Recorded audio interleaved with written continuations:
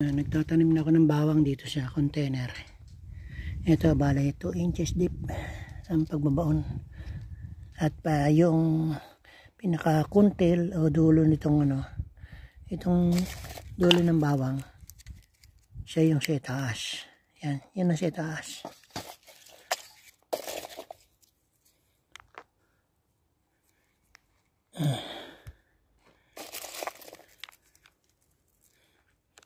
Yan. Tapos dalagan ko pa yan dito sa gitna. Sa gitna siguro dalawa pa sa gitna.